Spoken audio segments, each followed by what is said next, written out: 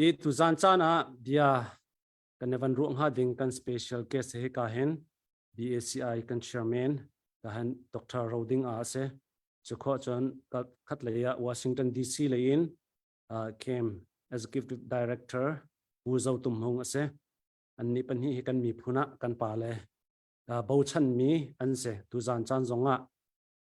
Ramchung Ramleng nai ngai ji kong asining dan deuh tu te he hlei hlot deuh te in thei khok ha ding mi te kha new zonga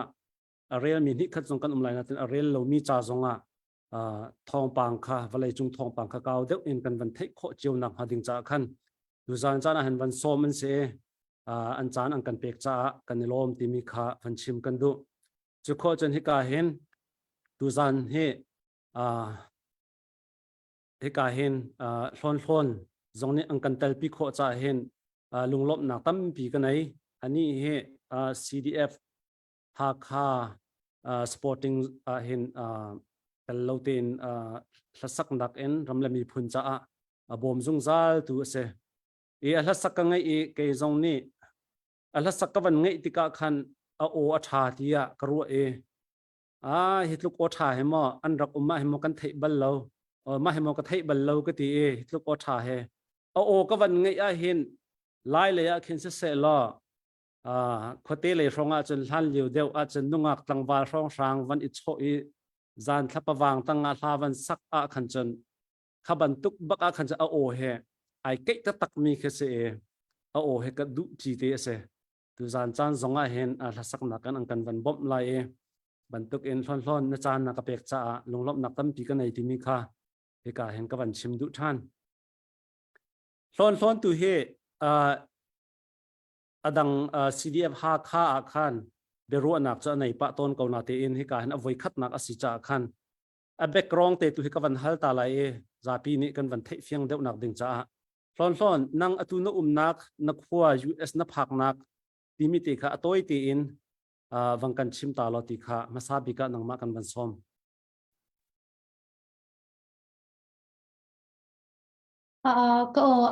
có thăng cả lâu không? Lom tu khi cái dòng khi các phụ tập làm tiếng là vụ tiền là sắc nên cái sôm về cha các mình sẽ bị các phần cả lom tu thì các bạn chinh cứ du cái cũng nạc hay USC state cái chỗ Wyoming thì sẽ khoa khá khô đi thì sẽ cả luôn US zai ti ka da darak phak USC thằng này cũng hay ngã September 15 na các bạn se nang khate lai le ya na khwa te lai lai cái khoa hay cái choa nạc hay hak khá xie con nụ là cái ba hay hak khá charity anh se kan lom tuk ne atuna nak bak he ke san tlai ve lo ning cha karak thebal lo la atuna van chim long an khan ka van thei ve la chu hlana ma na nak state he US le lo zong karak thebal thang lo mi se na nak state he nom ngai nak state zong asero da ka te la asia chon kan lo me bia khal nak chunga kan van lut chol kon hala e atu tana pakhat nak bika hen van hal chol dinga kadu mi chu hi ka hen Dr. Roding tu kha van in hal masak ning lo atu liwa kan ram Dothlennak kong he pe par in akal chu ma mi kan chante luan chunga thil achang mi chu atu kan nai ngai ji bo ro ka Asian meeting ton na kong he se hi kong he hin pe lai in su dong san su chi zong ton na ka te zong kha an ngai ti thong kan thai e chu cha chen hi thil kong he pe par en hin zai dang thu san de mi zong nang kan chim kho mi lai mo chon hi ban to i ton nak mi he zai ruwa chan nak zai tim tu nak inda atu ban tuk Asian meeting ton nak zong he kan ram cha zonga hen zai tluk da effective kho ha tia namhu timi te kha ma te kha nak bika ban in hal masat taning lo kalom pu albik aslan in kan rak zoom chiami min ong hlaing ni chun atwa ko lai ti kan rak rin kan rak zoom chiami pakhat an kan tei lo an shung de tika chun voi khat chu do ong san su chi hi ยัดทุกนักอันมังลาย political game play ดิ้งอันมังลายที่ฮิลาเนนกันรักรัวเสียมีสิตัวเฮอันรักมังง่ายกันที่บรรทุกเองดองสันสุจิจูมุเลยงาบ่เลยรุกดะขัสิทองดีกรีอันชามีอดีละกินกุมสมทุมและปฐุมสิทองเอ็นันชัดครับมั้งจุดจ้าจนอันมากุดชงมีสิจ้าตัวนายขันกันดงจารปินีจุลัยธานิกนีไทยแลนด์ในงานใช้วินจีเลอสิฟอน Deputy Prime Minister เลอสิฟอนขมิป้าดอนปรามุดวินัยที่มีป้านี่ขันตรงที่ข้ามันได้ครองทองปางรักชวกมีเวียลเตกันช็อกดิกมั้งเชฟขันเนี่ยทุกพันสิไลเชฟขันเนี่ยต้องกูไลที่ขบันตุเกนนี่ขัดนัวจนอาเซียนมีติ้งครับตัวจุลัยธานี่เลยนี่แหละนี่เลยถุมขันอาเซียนในงานใช้วินจีสับมิดจะสิโลในงานใช้วินจีมีติ้งขันไทยวินจีจูราเวมาก็อามากูไรนี่ขันชิมรองสันสุจิกตงก็เวนาจีเชฟขันนี่อามานี่จนนาจีปักขัดเลยมั้งติดกะจนเฟียงก็ว่าตงก็มีน้องแรงเต้นนี่จนน้องสันสุจินี่ดูจงดูเราจงมีน้องแรงเต้นนี่ตรงที่ระจนนะอันมากุดชงมีสิจ้าขันมั้งตรงมีสิเขาเตียการวะจนมีน้องแรงนี่เห็นเกมเพลย์ political game play มีตั้มปีตัวมีสิตัวเห็นอาเซียนมีติ้งค่ะในการใช้วินจีอาเซียนมันสิเสโลอาเบปีง่ายใจจัดจนอาเซียน plus meeting อาเซียน meeting ค่ะนี่จุลัยนี่เลยถุงมั้งจน plus ที่มีจุดขมีนัวขันไทยจิงครองกันค่ะอันทกลายอาเซียนและ US อาเซียนและรัสเซียอาเซียนและไชน่ามั้งก็ค่ะอันในงานใช้วินจีตู้กันอเมริกาในงานใช้วินจีจงอภันจังคือก็มาจากจนอาเซียนมีติ้งค่ะแบบปีไงมีสิติค่ะสิจนมีออนไลน์นี่ขึ้นดองสันสุจิค่ะกอลฮอลจนตงชะมีค่ะสิที่กันรวยเลยจะที่จนโดลันยี่ค่ะกันทองเด็กจังEAO เฮกันนี่ป้องจังFederal Democracy กันดูกันตีกันทองเด็กจังติกาตัวรันยี่ค่ะ NUG support non loading เล่นเน็ตกันทะเลค่ะดูเราที่บรรทุกค่ะองซันสุจิค่ะ game play นักมันมีสิเขาเตียกันหูจนง่ายเตียจนไทยแลนด์จงจูอาเซียนขี้รำปะหากันสิโมกอรัมเตลเลวจนบาร์มาเตลเลวจนรำปักว่าอันสิรำปักว่ากันตัวอกสุปฐุมอันนี้กวยอกสุปฐุมจะกอรัมทูลาโมอกสุปฐุมค่ะรำปฐุมอินโดนีเซียมาเลเซียและสิงคโปร์เตนานิจนอเมริกันเนี่ยอดุดานบรรทุกิน Federal Democracy ง่ายมีนออนไลน์ที่พิกเสติอันดุก็ขมิค่ะอกสุปขัดันเสอินโดนีเซียสิงคโปร์และมาเลเซียค่ะจนจานีกอรัมทูลาจะอิมันกันเตลปีหาวเราที่บรรทุกมั่วนิวทรัลค่ะรำปฐุมอันสินกันเทมาเลปอลซูลาวบรูไนและฟิลิปปินส์อันเสจนมีนออนไลน์ให้อันไหนตุกมีนออนไลน์ให้ซัพพอร์ตเป็กมีคือรำปฐุมอันเทียมจะเจอไทยแลนด์เวียดนามและกัมพูชาเท่านั้นสิเวียดนามและกัมพูชาเจอกันไทยบรรทุกกันตลุกตะเบะขันสิโก้โม่ไชน่าตะเบะขันสิจ้าขัดขันขมีโพลนี่ขันดองสันสุจิขมีชงอันมามีนออนไลน์เตะให้อเปะใจตุกมีไทยแลนด์ในงานใช้วินจีดูวินจีชุกอสิฟอนมีค่ะอันเอาจันมันเรียกลวินนี่ชินเปลี่ยนมั้งดองสันสุจิว่าตรงนี้เชงไกอาเซียนมีติ้งลานเตะขันขบันตุกินอันตัวมีสิตัวเห็นเต็ดยาวหูกันติไลจูดองสันสุจีดอนปราโมทวินัยนี่อวตนจ้า เจตนาอังงั้นปีบวยนักอังงั้นปีชกจะตูเตียงสุกันไทยริโลใจจะติดจนใจได้อันชิมใจได้ติค่ะจนอาเซียนดิจนตัวเฮอันมีกิ่งส่วนดิจังเองนี่ทุกอย่างจีน่าเช็ดอันทุกอีมาตาขินอาเบปีตุกมีอันฉับมีเลวใจเราว่าทรงเช็ดกันที่ไรสุดทุกอย่างจีน่าเช็ดนับบัตรเตียลีเสนิดอินเตียลีเสงาเตียงโม่ครับบาร์มากงข้าสามยันนาปักขัดอันช่วยมาชงอาจนไฟป่วยกงซึ่งซาสเตนาคีอาหาเซนตาบอมนักขาลุดขอดิ้งสิติบันตุกโม่ข้ามาใจกันที่ไร generally ลองข้าสิจะจะอาจนลองสังสุจีไทยวันจีในงานใช้วันจีเนี่ยอับต้นนักคิดตัวเตียงเงินจูeffective นักเลย impact ง่ายจูกันมุริโลเอลเคนกันเล็ดทริไลการลองเสียตุตันเอเชียนมีติ้งเฮเปิดไลน์เห็นกอรัมชัดนักดิ่งจ้าจนรัวชันนักจ้าตุกมีจุดสลบที่นักอาศัยจ้าเสียกันเอลอมเสียล้อมักขากันเบียหัลนักอปักหัดนักวันเสียล้อเสียถ้าสักนักตัวกันวันลุดท่านตาลายรำมาทอกให้กาเห็นชอนค่ะหอยจงอิงหาปะดูอินเสียล้อถ้าสักนักกันบันส้มตาไหลชอนนี้ทางกันบันสักเปียกนักบันสตาร์ไล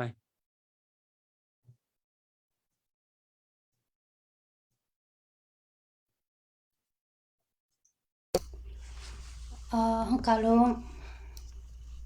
ก็ทั้งสกัดเต็มตาเลยนะก็สังสิ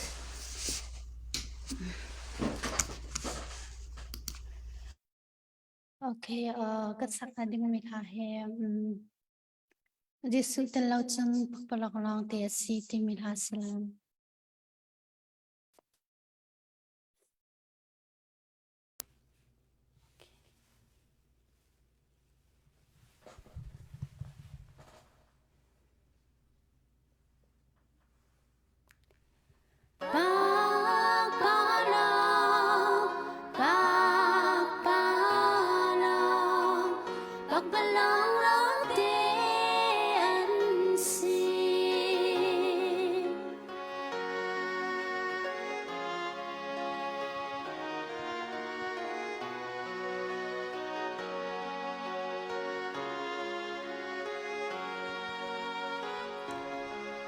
มีนุ่งนี้กันนั่นนะจู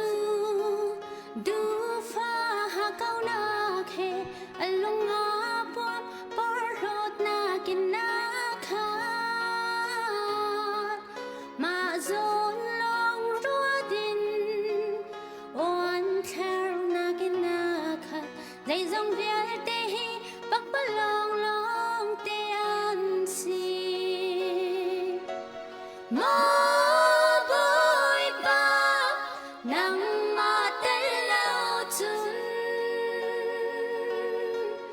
dây dòng việt tê hi bạc bàn long tê ăn si đi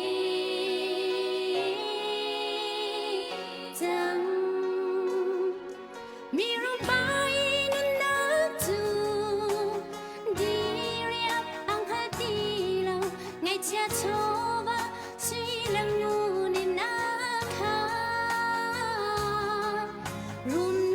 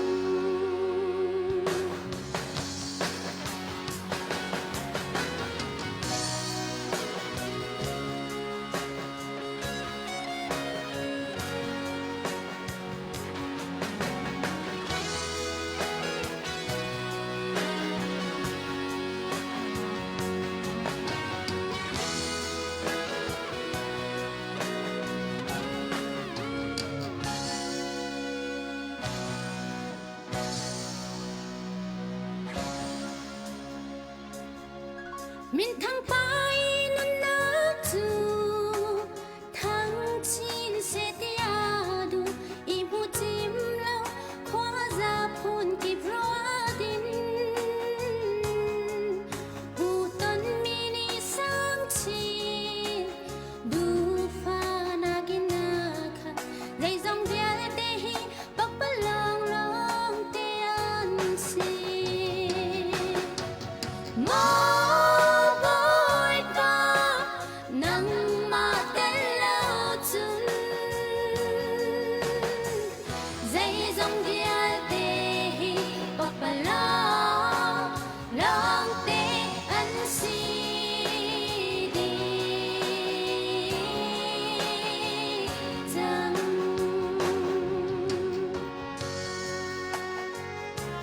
kalong bui pani sumpa na vial te chau di kau se kan ilom tak tak se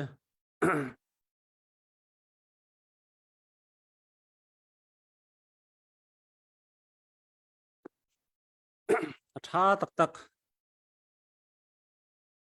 live chung hrim hrimin hi ti hin ka van ngei nak hrim hrimin hin na hla sak mi hi athat kho ning he ka feel kho hi tluk na o that hi chu amak la lo khe sa kau atu he a hla te pol te nai tun bal chang mo hla na chu mi na bal chang mo tu he hlon hlon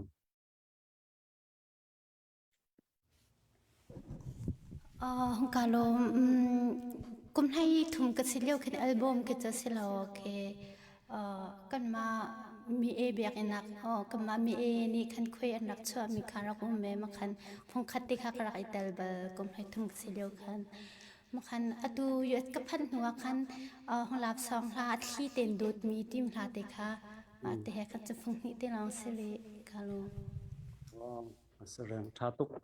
hitluk o tha cho hla tam deuh pi sak kho kan zuam piak te ram ko hla phuat thiam zong ni hai leya in hmang chin lang mang ko na se ti zong he na cha ka sa du tha ngan pi se kan elom tak tak chu ti sia chen atu cho behal nak chunga kan ban lut chol than lai he ka hen hu zo tum hung ka van hal ning la atu thai nai ngan cha wen chi kong he zong pe tlai in a hlun election na atlin ti lo na kong te pol he pe par zong na sia na hmu ning chu kho chen atu asian meeting kong zong kha tlompal te pe par bang anavan du mi te sia chen ma te kha bang kan chim kho vela ti mi te kha puzo tum hong kan man som atu tani ASEAN meeting cho atu Dr. Dinga chim banto khan US secretary Blinken zong cho phanchang hi kong hi achai pin halai ti kha kha thong pang cho on adang tu ASEAN plus atimia khan Russia le adang ram ngan pe people zong khan me zaitiang da an ba iro khote ha ni khan ni rong chu ha than cha hawru ati karwa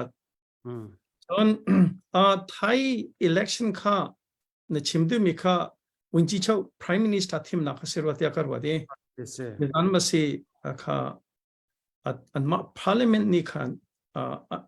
an thim Thai parliament luto he phun hi atu koram bantok atu US bantok India bantok hen ke Senate le house ti khan me apani phone akhan zasari le somnga kha ase house akhan zanga asi chon Senate akhan zani somnga ase kha Senate zani somnga kha rakap ni khan thim lo baken ke korame 25% seat and back man to khan zani somnga kha rakap ta kha se atutana khan move forward me party atei tu bikha atoi nak pita dikha alas nim kan simar to amane khan house all to akha cha avante prime minister thim tika khan anma hluto parliament khan athim kha haw vai England banto atu India banto parliamentary democracy system khan kalpi thim na kong khan zasari som nga akan zothumle somsril parokmu ka hao chon anma pita le adang bial te khara ka badu lo mi te ani fon ha tika khan e atutani nizan e prime minister thim nak ding cha khan chon zasari zathumle somrokle pasari khan mu kholo zai chatia rakap e vokha makha pashaleng lo khan ho chucha chen pita kha atlin kholo atu he tu thlachunga zetikni da vonsika maka chen thim na kha vok kan lak than lai te khan ti chutika chen zeitluk inda atura ka padu lomi polni hin zeitluk inda anma zanhi la somwa chung khan zeitluk inda anlem soi kho na lai maka kha abapi mi chasi vonzauri cha hoko tikha thai election ko chen adong ri lo adi ri lo US song kha speaker atui USA speaker team le mekati Kevin mekte team le zong khan ni thum chung pi rao ko mo chu cha chen karwa na kha chen atu move forward le adang coalition pol ni hin atui batak te ra kap kha an chon choma na lai ti kha cho zum cho ase se cha ra kap khan avo kadu lo atimi anum kadu atimi anum abstain avo lo mi zong khanom avo lo mi kan tam ngai chu cha chen zeitlugin da atu democracy du mi ta ni hin ra kap chung khan an lem soi khon ha lai ti kha cho vonzori cha hao se kan ilom koram konga khan kan van lutta kon halai koram kong hepe parin van hal than ka van du mi chu he ka hen doctor ro ding a tu kha van in hal than ko ning lo NUG kong hepe parin naitan zonga khan NUG upa pol hrui tu he khan Indianapolis a ton na kan nei hai ma kha question and answer poll te zong kha ka pace a khan ka thla goal poll ni khana zo mi an tam ngai la goal poll comment feedback reaction ka zo tika khan NUG he an zoom lo ngai ngai an bo chan lo ngai atu tianga zai man an tu alo ti ban tuken la he ka hen Dr. Roding a he NUG lei he pe par in hin na niam te in kan ma lai mi kan pa a chun atwan mi na se NUG dir mun he atu lewa zaida alo ti mi te kha ma te kha update nang kan tu kho mi si chun wang kan tu bang ko tu lo ti mi te kha chu kho chan nai ta na chin ra ka pol kho chu theng pan hi an ro ruanga theng pan hi an ro kho ruanga khan tang ka bom nak an pek na ti ban tu ko zong kha se e kha zong kha an pe chang na ma pe chang na lo adang tain ta pol ni te thaban tu kha tu khomian chang mo ti ban ko te zong khamo ma te kha update kan tu kho tu lo ti dinga kan ban som kalom ngai bia halnak tha tuk me se mitu ki mapa puzo tum hung le thim chang na in ase thai wunji chok thim nak le khamo ti tha kha chathiam jong ase lu nge pol ne andu ngai asina in outlet do khan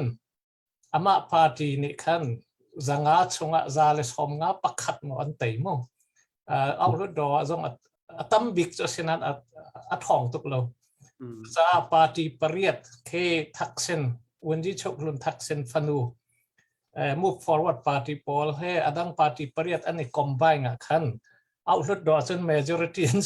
sina in koram nakin asu de umokati outlet do senate kha ral ka poll ni an zani som ngai an sia mi kha sitika zasari som nga zathum som sari paruk nga kha hawi party pariat ani pong hala khan zathum le som nga rong long khan nga kho zathum le som sari paruk nga kho lo mu ma July ni lei thum thim na ka chen asung July ni lei ko an thim than lai nominate an to than lai mo midang an nominate lai mo pita silo mo ma kha zo ding ka se pate kha kai chap mo chon ase na be hal na kha abe pi ngai mi se abe pi to ke kalet kho nga mo ti zo ka thailo ka ti ngai kha ban tu question kha NUGวินจีปอลนี่เล็ดเสลอทับอีกก็ดิ่งน่าอินเกิดสู้กับมูเล็ดกระเรลมีปอลอินเคเล็ดก็ให้ตุ้มไหลมั่งNUG สู้อามาข้ามันได้กันไง NUCC นี่และ CRPH นี่ NUCC นี่ตาวันอันกันเปกี้April ชากุมท้องนี่แหละกุมกุลเล็กขตะอภัยซีมีNational Unity Government กันสิโก้ legitimate แต่ยังวินอโซจะกันสิอันตีโก้ตัวเตียงอินอโซยาปักขัดบันตุกินอันกัลอีขัดละมาจนเอาองมีนักตั้มปีขัดละมาจนเอามีนเรานักส่งตั้มปีเอาองมีนักตั้มปีจูเลยลงทุนนี่ขินมีนองแรงแค่อันเจ้าหลังปักโลจะหันอาเซียนมีติงอาจงค่าEuropean Union Secretary ปานี่กันนี่จูมีนองแรงจูจะจูอธิมัดกันปิวเราอธิบักค่ะจะชิมนึงกันไงเราอติUNO อาจงสิทธิกา NUG กูเสลจอมูทุนขัดตัวเตียงอัตโตเป็นกูคอยรำมันนี่ไชน่าและรัสเซียตีเราจูมูคือไทยแลนด์เต้นะไทยแลนด์ตรงนี้เห็นแต่ยาวันจนกับอติมัดกับปิวที่จะตีเลยเราจูมูมาบรรทุกคัน NUG นี่คันอัตไตนักจูขัดเลยอาจนกุมซอมสริชงรำอารักอุกตูรัลกับข้าวกอรัลกับปีขันไงตะกะเนมีสูมูหูจะตั้มเปลี่ยนไงก็สินะขัดเลยร้องข้าว NUG PDF EAO ปอลนี่ area กอรัม area กันตัวตัดจน 50% เช่านี่50% นักตั้มอันเตโมค่ะ NUG PDF เลยกุดตั้งอ่ะแค่นั้นเวก็กรณีปีเนกายาปีเนอันเตอันมาในจุดกรณีติอันดูเดวิกรณีร้องข้าปีเนอุกชุกยีสู้ยอันพ่อยจังตัวชินเล่นจงขับพ่อยดึงอาศิจังข้าคติกาขันขับันตุกินไตนักสู้ตั้มปีอะไรในงานตะการเท่าขันหัวไง NUG กันติไหลมู่ขัดละมาจน NUG อัฐาอเดรนักสู้ตั้งกาเราตัวที่มาปานี่จงอากาศดูชิมไหล NDAA ที่บรรทุกจงเข้มเจ้าจะพี่อเมริกันยุโรปกันในเคนรัลทวมเรียมน้ำเลยอิน direct อินบอมนักเรา direct อิน NUG ค่าดอลลาร์เป็กไม่ริเรา NUG นี่ตั้งกะอ่างนักจูรำเลงอีกอลรัมมีกันมาชินมีบรรทุกกอลอเมริกันมุนกิปีกอลรัมมีพอลนี่ donation เตะอาลูกันเป็กเตะสิติกาจนอเมริกันแบงก์เห็น$1 billion ดองสันสุจิชันเรียกว่าเชื่อมีเขามาจงขลักข้อสิริเราตัวเตียงเห็นมั้งข้าบรรทุกเตะสิติกาฟันเลยกงท่าเดินไงอันนี้เช็ดจนรัลกับเลยจน PDF คืออามินุงรัลกับมินุงสูตั้งวัลเตะฟลาเตะตั้มปีนก็อาศัยนั้นไม่ทัลเรียมน้ำข้า NUG นี่ข้างไงนับเป็กขอเราอาศัยนั้นตัวจะตั้มปีจะตัวเจ็ดก็จะ defensive ก็กวยคู่ขันยี่สิบข้าจะจีนยาจังเมียสิตัวข้าอาจารย์เจ้าอิน offensive ไต่ป่วยไต่สิทธิ์สินดิ่งข้าอาจารย์ข้าจะเรียกว่าสิจะถ้าเดร์โลเตอิน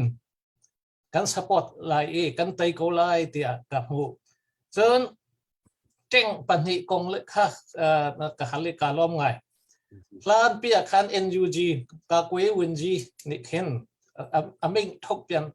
นักประคัตจอญาประคัตอันทบเปลี่ยนมิจู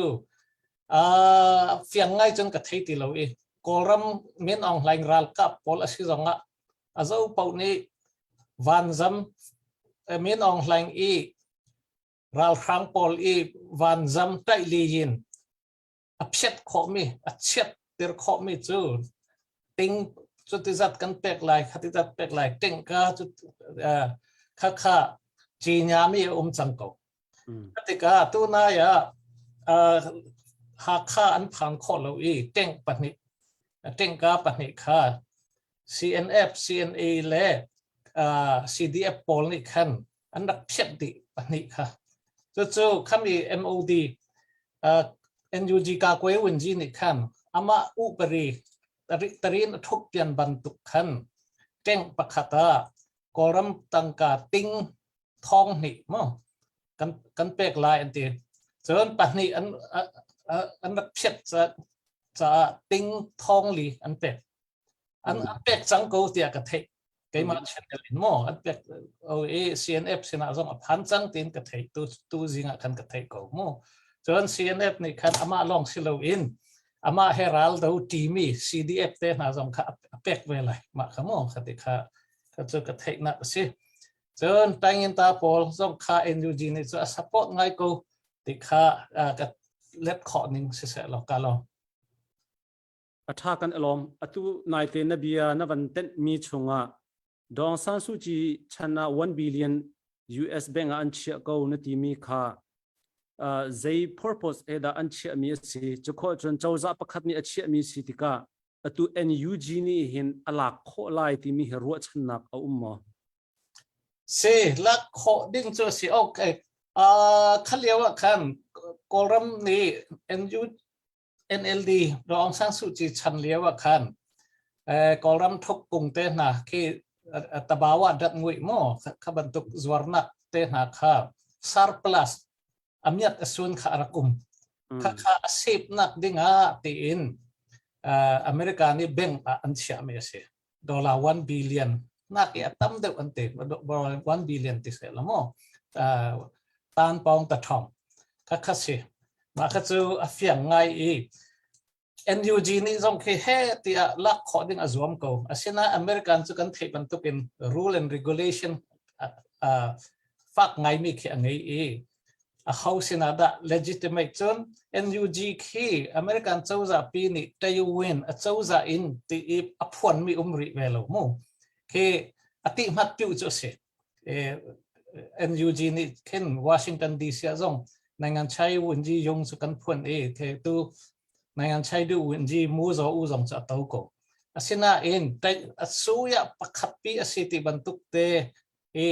อเมริกันเจ้าจานี่เจ้าหลังนักปีค่ะโลมั่วตามนั้น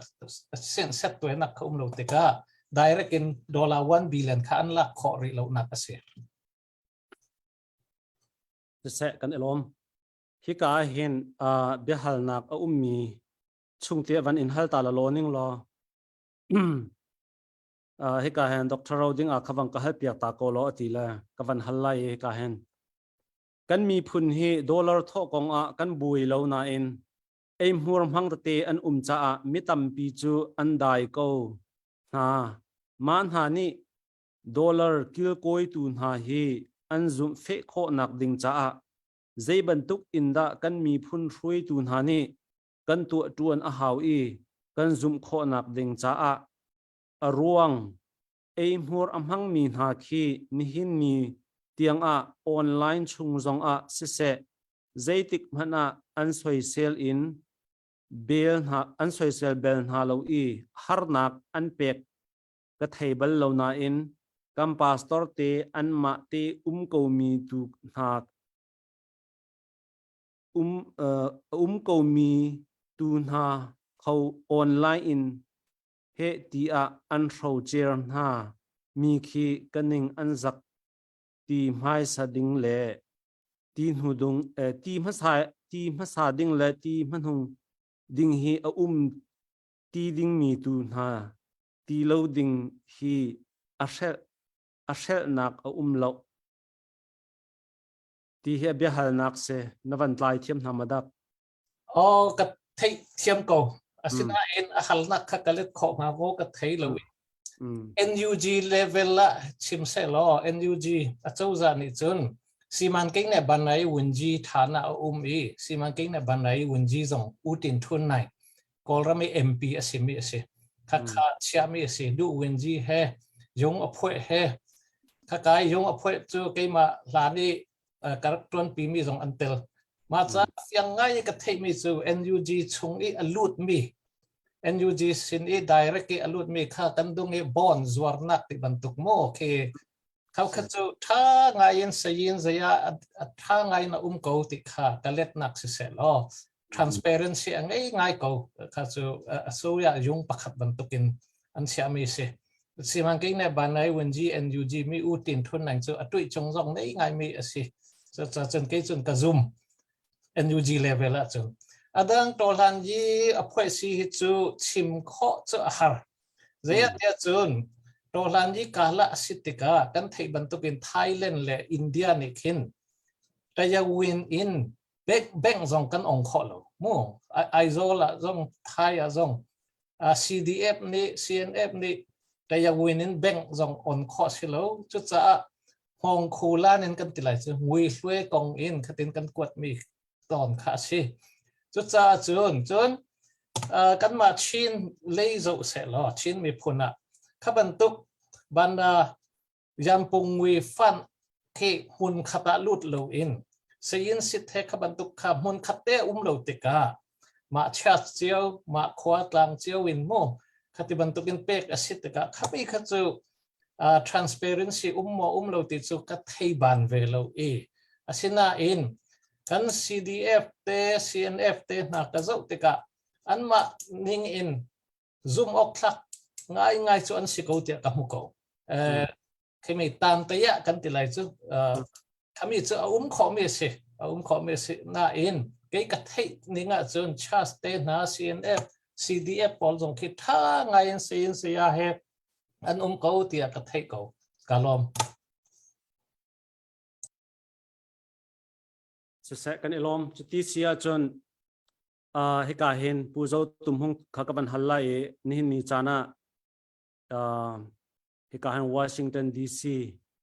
USA kholapi baka he ka hen office zong nang kan dir piak kho kan mi phun la ram cha na si kho tok te hin nang kan tuan piak kan mi phun chan chua dinga kuam in ai thok India sia Malaysia sia na si kho tok kan mi phun cha han re na tuan ne na tha chua he kan mi phun ni hin kan ting chau tak ti khe karuat ton atu tan zonga hen kan mi phun chan chua nak ding cha kan ram chan chua nak ding cha tin nang mala si kho tok chan na chol thlo tling lai lo lam tu cha pathian thu wasite se la nang kan zom piang nak chunga hen kan elom ko ti mi tu kha van chim hasat ka du ni chana kem ni report zong he voi thum ma si voi li dak nan tial chang chatial he a foi lo tak mi he se zai kal lakada he zat zong hanan tial man ti mi he ka kharwa khe har ya tu he report zong nan tial chang voi zai za nak da se atu dok nak nan tial mi hi te zai level in da nan tial chon ni zan kan lei than hi rong sa chang ruwa da ka ti mizoram zonga khanan kal narian 20 hoi he khazong kha report nak te zong kha nan tua khol nan tlon nak asi zonga report tu zan chana hen wang kan chim to la mizo upa pol hrui tu pa pol he zong zai tinda bian nan ruwa nan ni chon zai da nan khan ti mi atu tan report zonga hen zai ban tuk da hlei khunin focus nan tial ti mi te kha ma chu wang kan chim fiang dingin narian tuan nak kan ban som tampi kalo chikhate ma kho khan he ka hen hlon ni khan hla phung khat nang kan van sak piak chan tel lai ma te khaban ready ding te khan kan van some atu kha hla phung hi kai team lai na tina ten hla phung khat te request kan du mi nang kan thut pi khoria chon hi kho en hen adong nak lai dewa hla phung khat lap song and request ko neng ti le nga bang ti mi te khasakalo ma kha khong sin kha ti le nga bang ti mi te kha ma te khan nang kan sak piak te dinga kan van request kha kalom pu albilian tu zam beru anak he kan ngai te kalom chon Dr. Roding azong thu khobe kalom lon he se lon a he kan ma chan liu ha zong he asap pa thangai te karwat kan ma kan zong he Washington DC a hen Baptist Convention pi an zong pi ma achun zong khan pakhat te khi an kan pe ke kan lom ngai DC nan ratika kan ma kan address khacho nan thei thang lai lo na in Washington DC Baptist Convention Office tia khan chen ma kha se thei kan phoi nga ngai e ma ka chu zung fa te chu kan nge hi ti kan nge kho hi pathian dot na ka se chon hi ka USA mi khrifa bu na bom nak thong ne se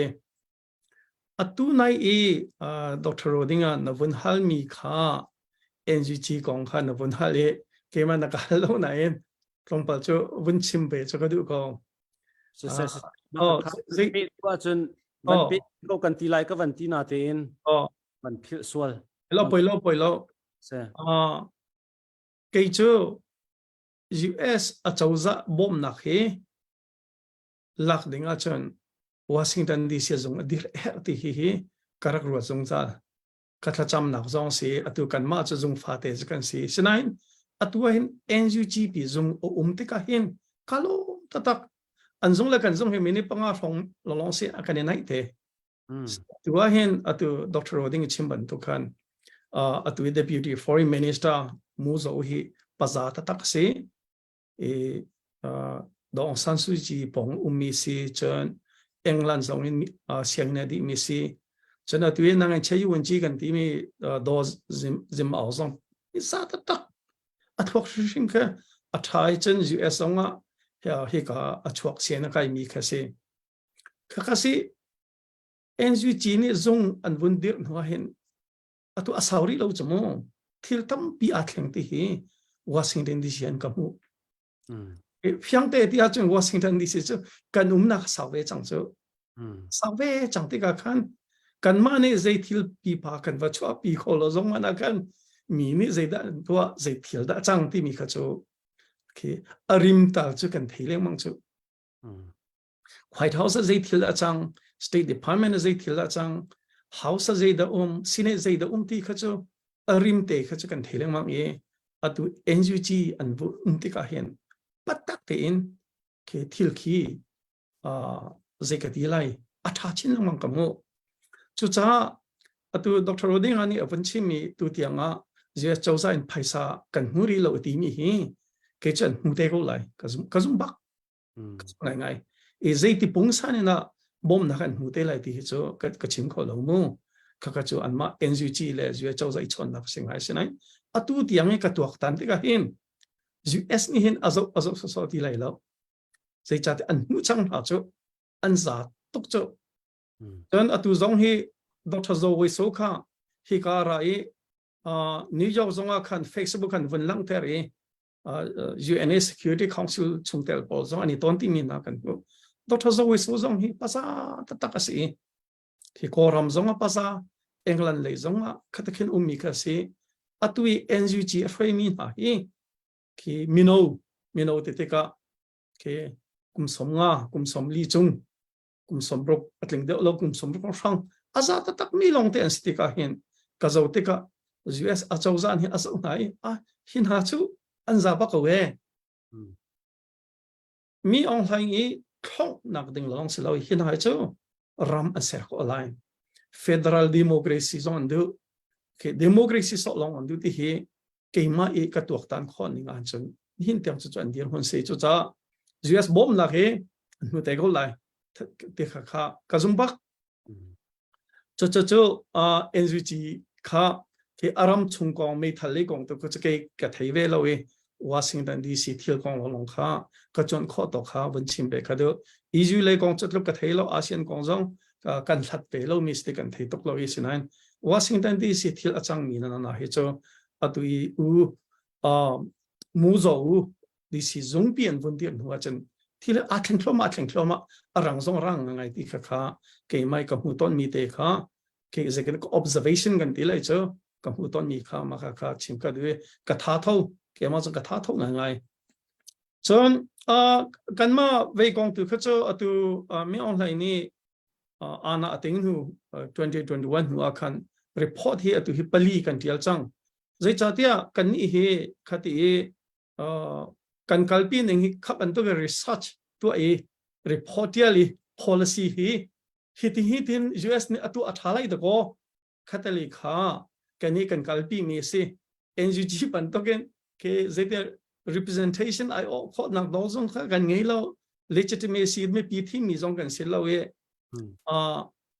ting teng it usilo asang tok phol la ting teng le kan si phol lo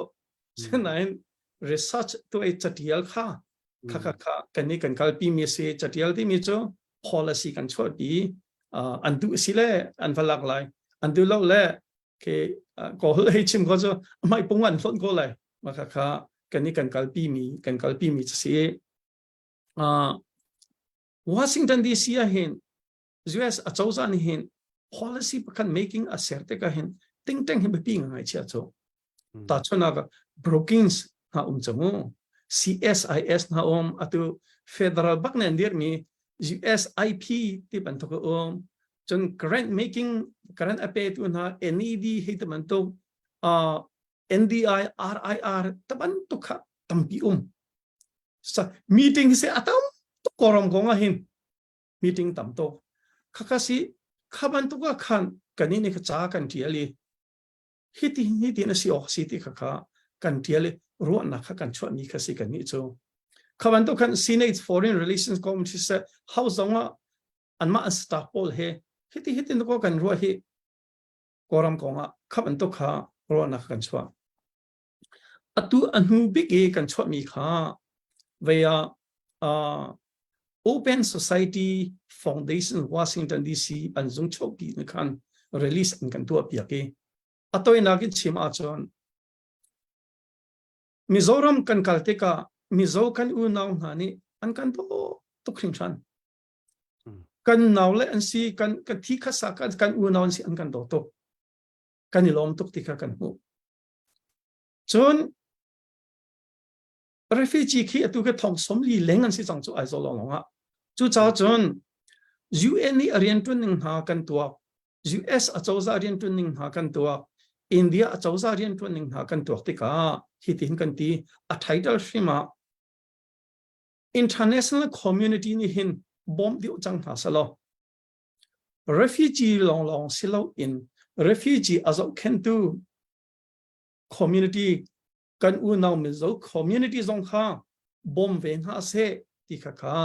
atu tani kan chopi ni se kha international community chuti abom lai ti sia chen ta chuna ze US ne ze da to kho phaisa cho kho mo EU le ne phaisa cho kho Canada ne phaisa cho kho via Asia sia Australia ne phaisa nge New Zealand phaisa nge Japan song phaisa nge kha phaisa kha ta ze tin akal lai ti sia kan chen an phaisa kal pi ning hi UN agencies hang in phaisa an kal pi ton I anma te zong chu an kal ve ko na atam dio hi chu khaban to khan UN agency hang in rian an ton ton chu cha chen Mizoram hin UN agencies ve se te kha kan au pi UN agencies they ban to da si kan ti se UNHCR hitaman to UNICEF hitaman to World Food Program tachana ka Northeast India ke 7 states anti chamo UNICEF cho tu ke asam ko cho rian tuan cho ma ko cho World Food Program ke Meghalaya tu rian tuan cho ma ko cho Assam le Meghalaya cho Northeast India an sive cho kha cho ti sia chon New Delhi Assam le Meghalaya anum ko cha hin zia Mizoram zonga hin anum terven halo kan ti mi khase ta chona ga UNHCR zong che New Delhi ko atu Tamil Nadu state akin UNHCR zong an chia ko chmo chve ban to kin Mizoram zong an chia ve ko lo India ni hin 1951 UN Convention le Protocol 67 min atu lo an ti sinai New Delhi zong chia ko cho Thailand zong kha zong khat atu ve he lo chenai Bangkok zong an nge me hong song le me so da tu ki UNHCR branch office an nge ko I khati Mizoram UN agencies pol kho nak ding chan chun ho kuta da nol ti sen atu New Delhi central government aba big cho home ministry ka home ministry ni khan New Delhi ni khan atha ti long khan atu UN agencies kan ti min ha adang international humanitarian organization ti pol ke aizola zung anung kho chu cha kan ni India kan do lo kan do shim lo kan ti mi tu cho hi ti hin UN agency si kho sia chon kan ma refugee cha zong tha lai khi kai kan u nau na mizo cha si se manipur cha zong da ba tha lai chen phaisa ji India ni chu kha hauti lai lo atu UN agency mang in a begin US hetemanto Canada hetemanto atu kachimi Australia Norway Denmark couple ne kan phaisa ka kal go lai chu refugee cha zong atha nan ma India cha zong pe atha chu ti kha ruan na kha kan chua mi kha sako phi pa kha kan chua e a hi chu tu ti ha chu atha ngai do ko kan ti mi zong cha num a hi chu India ne du ta ha mo an kan ti mi zong chu senain kan ni chu ruan na chua kha se ko he veya atu NUG ban to ken ko sa pi zong kan ngai lo e idea chua kha se ko ma kha India kan do lo India kan do film lo India cho baby tong mi ese tu zonga Mizoram Mizo kan nu naw ne an kan zo khen e India zo tu dia tholu atiri lo cho cha chen central India zone ne zem za kan dot ngai tia kan sum ko cho cha chen ruan na kan chua kha si ma kha India ni hin zit na for te lai cho central ta ta ge a chon kho tu ding cho atu NUG jon va si o chon kam khat le ya Mizoram khen be ping ai tia kan ruat atu achauza asi biak nak lai se atu central WME te ban to ke an mani khen New Delhi kha zai song mana he via UN agencies po jong jo kan khola kan ramar ko ve ko ha salo athangai ko lomo an he ti sia khan chen lamung ko ha lomo ti kha ka ruat ke kompal te ka bin pe to lai ke ka ru anak shima chen lai ta zong a hin UN agencies tampium se ti ka do mai leya kan ram sersiam tik zong a hin UN agencies tampian ma khan chen kan fa no bol ka tampirian kun ko lai atu zong hi Mizoram atu UNHCR ko lo zong mana UNICEF mo WFP ta chon na UNDP te ban to sia khan chen ki UN ni hin rian atwante ka staff hi international staff mi tom te amhan national staff anti anma Mizo kan u naw na India na tampi amhan na lai chon hi ka e US mi ka naw len ha atwa UNICEF le akai mi hanom adang kai mi ha song kha ki ka kan rian tampi kan tuan kho lai ma cha cho Mizoram cha song a hin ma hi thil thangai asikolomo kan van chet na hi van chat na mang to se atua hin Mizo kan u naw na kan ti bi chu athan achen lamtha pi kan umrwa te kan ti atua kan van chet na ro a hin tua kan mal kan ma kan nai nak zong sila ye kan dot nak zong sila ye pathian ni hin rem rod asila ye ti zong khan Mizo upa te na kan ti ma cha chu sia pathian ni phundang khu akhan es ko malo mo te na gar ai put Dr. Rodi a chu karu ana ka thei nang ma he sirod zeiti kuma da Mizo ke chu Mizoram Mizo ka se Burma a chin ka se Manipur ku ki ka se tu dinga he thi khasa khat pakan se nangma da sirwa na kan har we ka chimbal chang mo u now pakan se British e divide and rule policy wrong atu adang dang kan mi se charachen katidu ma cho Mizoram e kan u now ta kan se atu zong adma ni kan emian eve ko lai kan ro tam chan ro tam ve ko lai ti ba ke ani arwat mi kan u now ha kha an si ama belte ni hina hin international level kan chol chang ve chang e chu cha chen atu ban to ge UN agencies ko se chen international humanitarian organization te ban to ko na se ta chun atu Thailand ka IRC chmo international rescue committee cho zia India na nung velo ka de registration kan to lawen ti cho kha ban to so ko na se ti kha ruan na kan chok se ko e mai cho ma pakhat pa ni cho tha ko ruwa an veti sile avathalai hi ruan na ke cho asikholo mi se anti lai mo se lo hi ruan na cho thangai go na le tu ichi lo mi ti song ka phun kho ko kan ni khe cho hi ruan na va cho kha asiko ka tampi ka lom second alom atu tani puzau tum hung ne van chimmi he aram thum na ummi ni chun zai tluk in abapi ti zong khe ru ok kan themen lai lo ram thum na kan umchang cha khan amun ma ya lo mi ni chun chutuk pin a feel zia zong kan themen lai lo sanaten zai heda ai lo kan ti si chun ram thum nakal kan rak tim leo rong sang ik kan palan ha ni rian an rak tuan leo I kan ngai bantuk in khin atu tan zonga hen tat country cha salona te in Mizoram hi bantuk in tu evan tim mi hen ani tim tu mi he Mizoram mi cha san ha se chun Mizoram mi kan chin mi phun thong som li reng lo cha atu tan I ren avan tuan nak te he anma sang la angai tu sanga khan chun atu he 2000 in 2000 tro sang te ko si la 2010 kal tro sang lai mi US ram thum nakan rak pe chu ma liu I kan lung excited kan lo sia bantuk in khan atu tana han Mizoram mi kan chin mi phun cha chun hi thil he an feeling asa khove mi ase ti mi te kha me pi ngai mi ni khan kan van ngai piak thiam na dinga khan van chim ka du I hi kong he pe tlai in atu he kan ram he tha jong tha khau min ti lai lo ati tia arwat mi jong kan tha ko lai ti zonga lung thon e pe kan arwat mi kan me that pek that lo pek atu I thil na tu mi te Mizoram I atu I ne zuam cho ma mi he that loading kan ram that loading se hin hu kum nga rong sa khen that loading versus se lo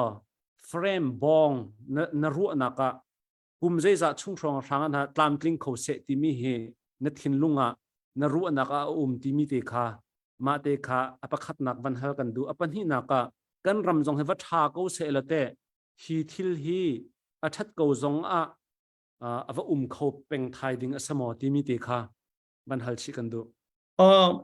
an hu na ka hal mi kha kan le phasa lai ram athat zonga na ti mi khamo ram athat zonga hen kai chu Mizoram hen UN agencies tampi kho na salati ka do aruang chu Mizoram khi atu pantong UN agencies avon sia chon rian tun ning ha Ramleng he ipe lai ning ha kha affection leng mang lai ta chun naga US AID na he akal kho cho atu India ke tamlak te bom chamo US AID ni hen snai Mizoram ta zeizda apha ke halna tik an kele ko lo cho nai te varwat lo nai te Prime Minister Modi arat akhan President Biden had joint statement bi anvunchi aka a bomb US ni India a bomb atam khoning kha to bomb cho chu cha chon ram athazonga hen UN agencies hi Mizoram tampi sia khan chan kha Mizoram ni khan Central India long I bo chan ti lo in an ma te in ramle e pe lai na kha ani chim te lai ma bi ko lai te ka som cho kan ma chinram cha zong chu te thiam se ko khaban to ka city ka khen atui USA chok min ha kan fa naw le na ka sanan lai chin leng mang lai nai te ya Central way me e upazong khan rai te kan kom na e zaitin da education zong kan to alai mo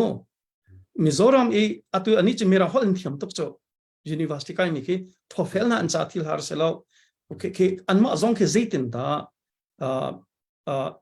US le hin tam dio an rat kholai kan falen ha hi zitina ani pe khon ha lai ti mi zong ke bi song klor pa e kan ru an ha chu cha chen ke che Mizoram zong sia kan ma lai tang si zong ram athada hin UN agency pe chin no lo khati sia khan chen India Central India cha zong thalai kan ma union e ko ram union cha zong kha atha chin lai te kha kurat mi se kha nakahal zetika nagati sikhoselo thaijing mane si choselo ko du henta sinai thaijing tu si kholai lo e abapi mi tu cho thakan cham hau atu bantokin har ronga ulenau man thi than arake theidi lo mi kha ramri ronga le oknak thalo ronga atu bantak hun kha te kanung ti kan unaw na ni nen ina pe nan tak rachu khwal nan silo he kan aimin an evelai kan rol atam ma chen nan rol tam pe ko lai an kan ti mi chu ke lai phung na sung loi to he ka ara ni upa an bichim ka ngai Mizoram ka vaka le khota le tiang sai ha tiang ka aizol ka le ho bốc biết nặng là hết cái này toàn thế cả hao cần xí hao thì là sao cần xí anh cần tí chú cháu chân tu bản token văn chất nặng cần tốn mi dòng he là nào ipet lại nào chân amhanzia cần thiam xia chân cần ram than chôn nặng dòng kha asilai tia cái giống India ni an hatlak hawi central achauza ni hatlak haw central achauza ni hatlak nak lawi Mizoram se han to khoselo chu cha chon central India hi kan do shim lo ruana kan chu ami tu kha asiko an mani atha anti sia kan chun anum lai an mani central government ni New Delhi ni hello Mizoram zong hi anti sia kan chun an ma no thiam khasilo asiko chu cha kan ni kan ti mi chu idea ruan kan choi khaban tok le a study ve mi kan sitika khan kha khosalo Mizoram cha jong thala hi refugee cha long thala hi kan ti mi si anma central government kha phaisa kan halmi na se lawe atu tiang kan thei kho to ka chon atua Dr. Roding abun chin phaisa bom na kong jong kha India ni a thako go ti sia chon khazong kha yes choza phaisa khazong akal kho chmo akal kho chu ti ka chen kan do then nak cha jong ke athang ai le chu ti humanitarian assistance kan ti le ma mi khaban to akal kho akan chen abaya atu kan chimi NGT tha jong de lai CNA CNF tha jong de lai ye CDF tha jong de lai chen cross border kan ti ri chmo dio le khan phaisa jong valori salo achung khati khasi Sikho sel cho thai jing mani si sel tha hen ta sel thai jing cho sikho lai lo e che kan elom se ngai tu zong ni kan thei cheu ban tu ken e ka han ka ban chim du than mi cho pu zo tum Hmung he kan lai mi cha kan thla chua ase refugee chana batak ten kan mi phun cha rian atuan kan elom atu tan dir hun na hen Mizorama mi kan mi phun cha zaital than hem ngamo ti in atu bantuk in hen kem arian tuan nak in hen atu tan zong an kan mi phun cha rian atuan than tika phun dang deu in avan tuan than tika hen kan alome atlam tin nak ding tu hi cho pathian thu sa kawe hi arian tuan nak he kan mi phun le phri fa bu kan sia pastor te kan sia hi rian tuan nak batak ten kan thin lung chunga ichhe in thacham nak te zonga hen kan bom dinga hen aba pi ngai ti mi te kha aba pi mi asi ti mi te kha kan thin lunga ding ten khan ma kha re ve nen thin lunga cheu ko se ti mi te tu kha ka van chim nol du tunai kan hal mi kha ramchung lei thongpang deu hepe parin man se lo atu cho international level deu in khan kan van chim lai international encounter revolution deu ka van se lo ikan Dr. Roding akha van inhal masat van inhal than taning lo atu puzo tum hung zon kan tlom pala van chimpa change Modi India or US avan ratna kong he khan pe par in zaida thil achang mi se timi te kha fyang phai deu ten khan atu kha cho puzo tum hu ni khan chon shortcut ten khan avan lang tar mi kha van se fyang phai deu ten kha kong he pe par in nang kan van chim fiang dinga khan kan van som okay kalom gai India atu nabe halnak directly collect sana tompal te background de mo India ki kan thai bantukin Nehruvian socialism ante lutlat ji kolram hlana tharuk tuanin lut independent anga ami ase somli chung khachu Nehru Congress Party ni khan anraku ma hnuwa khan nationalist amyutayi batayi hluksha mukha arakum Hinduism Hindutva ante ma khan tu Modi hi Gujarat State Chief Minister asiliau in kha khabantuki Hindu asun yau pol he thau khan tu support tu ase cho cha chun tu BJP azong khe ama ni arakum sami Prime Minister araktuan mi ase tu kachim nak chu zaya te chan anni Hinduism ngai thun tu le อันมารำชุงเมียดนักเอามาจนอัฐารำแรงที่อับปีโลที่บรรทุก policy ชาเดียวกันสิกันเทนักดิ้งจนอเมริกันรามี president Trump บรรทุกค่ะโมค่ะสิอันกัลนิงค่ะโอเคตัวที่ China ที่เลยลุงจุน่ะ economic number 2สิอเมริกันค่ะปักขันนักสิ US ค่ะปัจจุบันนัก China สิสิปอยอเมริกันที่ล้นอดุมาจากกันตัวที่ South China สิตองจะยุบปีนเลจงที่ China เนี่ยขึ้นล้วนมูที่ power ในดิอดุเจ้าที่จนตองจะยุบปีนเลที่อับปีไงไม่สิตองจะยุบปีนเลจูเมียวเพตา China East เลยไต้หวันSouth East ฟิลิปปินส์เต็นะ South อินโดนีเซียจนอันนั้น West ละมาคินสิงคโปร์เต็นะมาเลเซียเวียดนามค่ะสิ 1.4 million square mile สิ South China Sea ค่ะคันจน South China Sea คิน Middle East ยีนันpetroleum ค่ะตินโบปีอินนิคตาคิน 1.5 million barrel ตินโบปอลอันเพียรนักเสียค่ะตะลุกนี้มาข้างไงดีอดุจู่ๆอเมริกันในขั้นมาข้างไงขอเราตะลุกนี้ส่วนมูขอเรานักเดียร์คินตัวที่เฮตียอาเซียนcountry ปอลค่ะตัว president Biden จู่ๆจะเล็บให้นิจุนอันละมาอันสวยเว้ยโมมาค่ะสิจนไชน่าค่ะมาลองเสียแล้วคันอินเดียตะมุกเตียอินเดียโอเชียนอะจงคีอามาส่วนมูกอดุจู่ๆโมดีพอลเนี่ยอันติเวจังอันติจ้าจนเรื่องก็สิ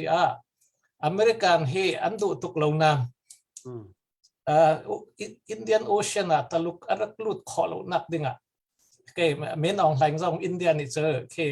บัฟฟ้าจงอาชาดูไม่น้องหลังจงทำคันบรรทุกเอาหิมะมาค่ะสิอเมริกาน่ะ Prime Minister Modi ข้ารัฐนักค่ะสิโอเคสุดท้ายจนอินเดียค่ะขวด country รัมปลีปองจงคันขโมยญี่ปุ่นออสเตรเลีย US และอินเดียค่ะรัมปลีขวดอันเต็มค่ะตองตะยุกปินเลยทิ้งชุบยี่เลยอินเดียตะมุกเตียทิ้งชกยีค่ะอัน policy สิเขาตะลุกขอเรานักดิ่งโอเคแล้วจะสิกันดึงจูนชามูดีค่ะวอชิงตันรัฐลองstatement อันชัวstatementค่ะ number ปักขัดนักอินสมงาปริยัติยังสิสาวไงมากันจะว่าจนอดีตก็ตั้มบิ๊กอันสวยนุยมีจูอัน joint statement อันทุกยันมีจูซีพอยดีลอันตัวมีค่าสิเขาจนคำมีตัวก็ชิมมีอินเดียนโอเชียนกากวยเลยมั่วขับอันตัวค่าสิแค่ number สองงาเลยปริยัติ joint statement มีสองคัน number ปักขัดเต number สมทุมนักคันกอลัมกองลำขันเจียลไปกอลัมกองลำมันเจียลมีคันอัจฉริยปฐุมPresident Biden และ Prime Minister Modi นี่กอลัมชงได้บวยนักที่มีปีอันหาตุก deteriorating situation อาศัยจังที่อาการมูจุดจุนยิ่งชันยีเลยกัลเซ political prisoner เวลเตคิดว่าเซติขับประคัดนักเซปัจจุบันจุน constructive dialogue ช่วยนุยนี่นายมูตัวเซติเซจนอัปทุมนักจนinclusive federal democracy system กัลดิ้งอิน for เฟลนักกันไงติค่ะสิอัฐปีตุกเลมินอลังเราสินาอินเบปีตุกเขาpresident และ prime minister ในบันทุกอันปฏิอันซีพอยดีลันตัวเรียกว่ากอลัมstatement ประคัดอันชัว number ประคัดอันชัวมีกระจูเบปีไงมีนออนไลน์ในช่องข้ามาข้าหัวตุกอันมามีนออนไลน์เต้นี่ statement อันชัวไปบักมาข้าอินเดียและ US นี่มาบรรทุก statement อันชัวมีข้า pi duan ye suat pet mu pi duan nai ngan ye suat pet mu an si ti khan an ti ve chon mi nong lang ten yan ti mi chu pu zo tum hung ni zong atam de chim lai NDAA kha American ni an cha mat chang tika NDAA kha India chau za ni zong athau khan lai ti khi an ti ko chu cha chon sulam angai ko tu kan dung ma joint statement kha jun tha ni kul len ni an chwa mi ase e atha ko ka kan du ban tuk chon India khi achol chang lo na in India ni kha ban tuk Modi le President Biden joint statement na koram thu number pakhata an rakchia ve mi kha kan chu su ngai kan thau khan ngai ti kha kan let nak se lo ka lo che kan elom chuti sia chun pu zo tum hung tu kha ban in hal than ve ko ning lo under secretary zeya ni India le tlon ai tip mi kong kha tu he cho thong chang lai da ka ti ma kong he pe tla in khan zeida ai tim tu big mi se zeida rian tuan nak na zong asi ti mi le Mizoram cha se se Mizoram cha zai luk da than them na zong chu pi kho lai chu pi kho ding mi lai mo kan chin mi phun cha tiang zonga than them nak na effective lai mo ti mi te kha zaitin na chuan ti mi te kha wang kan chim kho ve ding in kan son atui New Delhi chu tak chang e atu Dhaka akal chang e Bangladesh akal mi kha under secretary e ya se ani he State Department he hin opposition as pathum na rong kha se Secretary of State man who's deputy se man who chan under secretary zong he pathum palianum ama under secretary tanga ken assistant secretary kan de wonchi ka tam pi kha num na sa sangai ngai me se ni he democracy le human rights le atlai tu alu bi ka se atu Dr. Roding chimban to khana tu anma India le US pe na kong atu business kong asia chon security kong sia adang dang kha ani chai ti kha news sa kan viral kho ve mi kha se e kan ni kan he be sai mi tu chu pakha chu refugees kong he humanitarian assistance kong he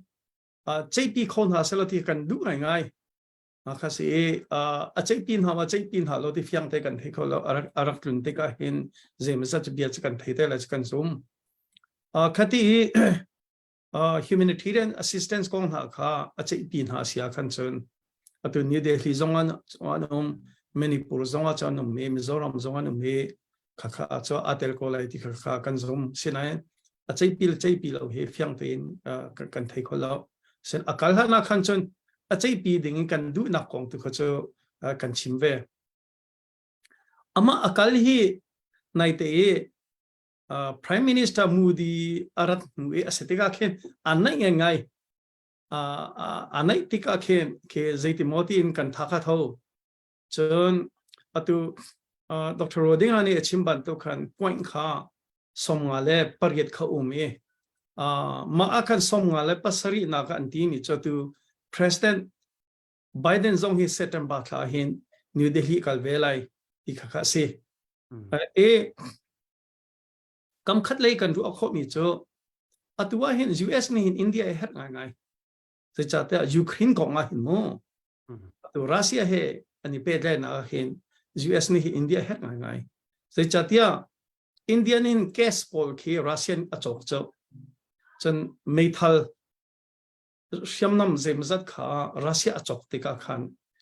makha kha US cha khan chan athalo ngai chuve bantukin US zong ni hin national security he ape tlai me siam nam ser na ro business zong a hin US thilri cho her ngai ve kha sitika khan kam khat kha an her liu pi chan kha se kha si kani kan sudu tha hin chon ina chinleng mang na salo chon kam khat le atua vice president zong cho Indian si chmo India in men lo atui kan ma kan governor achang tu he menu se cho India se cho chon Biden administration zo wa khen Indian tam ngai cho khá sĩ tích khan Prime Minister Modi Arad liều dòng khan mà India business policy này tông hà cho cha chân atui business lấy con Dr. Dinga chimi khá mà khá khăn ní khăn dễ mà cho anai ter khó mình na Russia lấy ibet leng mang nak cha chân US lấy ikom khá cho an cha chân khá thà điệu mi khá sĩ atui liều cho có chân cánh chun mi anh tí mà chung cánh mi anh tí mà các bạn tôi cả anh hết về liều để khá sĩ cho cha cái ní căn cha chân tu Dr. Dinga chim bạn tôi khăn ta tác lo chân India le US kong se Delhi le Washington kong se Washington DC khaliwe point pakhat e atu federal democracy kan dir lai kong kan khonsan nga ngai thongtla na chona se di bage India ni US eti kho ve kha cho mi online athin hung mi kha cho si ve o si kha cho athin na phangpa cha si lai dia ka zum ko ka ban tok statement achwa mi kha chamo se kan elom chuti sia chon puzo tum hung kawan in hal than ning lo alwan chia deu mi chunga kan rak chim chai pa ton lamang mi Burma ekong kha tlompal te update wang kan tu chan tu lo ti kawan du Rohingya zong US ni genocide asitin avan pomtika zeitluk da benefit anga kan ni Burma actimi nang kan chim lamang mi te zong he zeidir hunda si amwan kan chaw hlan taka chon zeitluk zeite khida a benefit tak avan silai ti mi ka fyang fai te in mang kan update wang kan chim than tu lo ti mi kha ka van du ma chu van chim ding kan man som ta Burma ek cho phunga ser si chang zai cha tia President Biden ni min thu chang Burma ek akan paisa fangkat na atel lo paisa nak tu cho Appropriation Act ka se Burma ek he atua NDA tanga ancha chamo son appropriation committee na ra ve mi khases how zonga chu paisa le etlai tu an se cho appropriation committee tu akhan atui atlombik zala som thum le pro million kan bom na lai ti khasako maka kan hriam tlai cha zonga tel NGT zonga tel chamo CRPH pol zonga tel di ka bom humanitarian bom na kha chon atui Burma ekda khana tu NGT CRPH EAO tivial de kha tel di mi khase makasi atui Dr. Rodinga ti ban to khan atu tianga hen a phaisa zong kha du ban to gen akal khori lo chon Burma ek de pakhat athat ngai nak cho ke hriam nam asilomi meithal minung ka tha nak asilomi hriam nam zong kha ko kan bom na lai tis cho apapi tok cho khaban tong ta kha cho atu ipetle na kong ha hriam nam asilomi chu uniform zong si kho mo walkie talkie zong si kho ko eledin zong kha si kho ko chon technical assistance and theory cho technical system ni ping ya se cho atu ni ping ha kan her tok cho intelligence kong ha kan her to kha si du sa te in chon akal te ko lai cho cha chon NUG Washington DC zong ummi hi ke cho kan he be sai ngai cho atu mi na zong ke atu via Deputy Foreign Minister muzo zong ke atu kati ban paza si chon ani zong ke thong zong kha kum zis da tla kum sri kum riat thong tla bak mi si chamo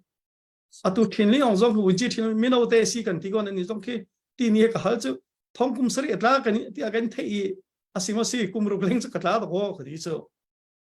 atu dozin ma ong zong ke che ti thiam kha si ramle mi phun cha nun nak bak athap ve mi azave bak mi ni atu an kan try kan ni lai mi zonga Dr. Lian Hmung kong zong kha tua winji chamo Dr. sa zong ve cho kha sitika khan atu NDA kong sia tu zan le kha Senate Foreign Relations Committee ne resolution kha an pass e ma kha atu kan ma kan senator Ben Cardin si ama azong ne kha an bun ka kwa de kan hoile sina kan bun thla man chu cha chon a tha chin leng mang ko attachin le mang ko abepi chu atui UN zong sorry atui NUG zong Washington DC umi ni hin ke thil tampi atuan change atu Burma Act kan ti zonga atui appropriation le bom na kan ti mi ke State Department le USAID in through akal mi se du sa chen ke akal kong halong mo tia doctor ke chu ko ko ke ka tha tho ngai ko se e atu diang bel te chu mit mu ku tonga chen hi pa khe si ti chu chim ding chu har sinain ka ke rau lai lo tha international kam khat le ka vun pe lo lai mo kam khat le ya atu USIP e ka paper song ka tial chu kan luar wong tuk chu tu liu chu kol lo kan luar wong tuk chu atua acting president ho de si ka chin si mo prime minister ho de si current si chu kakasi adang song chim ding tam pianum ko kakasi atu ban to kan luar wong chen international ni hin kamu ninga chen ya NGG an men lo hi ta te Washington DC ni khat he amu chin leng mang te ko ko se kan elom international kong happy parent pakhat kalunga ummi te kan van hala lo to na la ye chu nu chun hlon ni hla phung khat kan sak piak la ye hlon zong amit ku chang swal la tu he kan beru ana khavan saw pa naji pasha la chewa chen di kho chu kan zom na lai atu lewa Trump kong pakhat te kawan ten ta du mi chu Trump he tu he ta za chui tong than hi hun phai khan ase hi kong happy la in ka han puzo tum hung ni na mu ning te tu leo US politics thil sining te kha nang kan mepi US politics thil sining te kan van thei fian deuh nak ding cha nang kan van chim dinga khan kan van som not